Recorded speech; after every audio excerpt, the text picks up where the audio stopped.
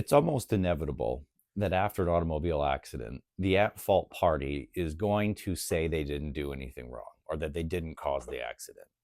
They're going to go out of their way to tell the police or any witness who's listening that it wasn't their fault. The red light was green, and whatever was the actual case didn't happen. Now, there are some things that you can do to combat this. One is to make sure that you talk to the police yourself and tell them exactly what happened.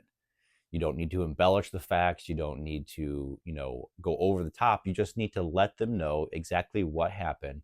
So that way the police have a very good idea of the traffic flow and what is actually going on at the time. Another thing you can do is see if there's anyone around who witnessed the accident. Now, sometimes this isn't going to be possible if you were injured badly or if you just are indisposed. But if you're able to, see if there are other people around and maybe get their name and their telephone number, because a lot of times they won't show up in the police report, even though they might have talked to the police.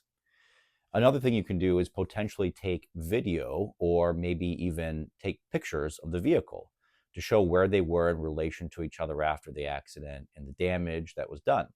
And even after the fact, maybe taking photos, if you can't do it at the time, might help as well.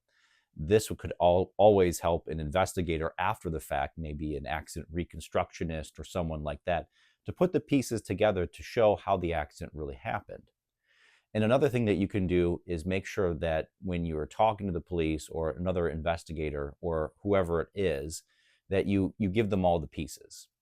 So it's always inevitable that someone's probably going to not tell the truth. They're going to embellish the fact they didn't see anything, they didn't hear anything, the red light was green, and whatever.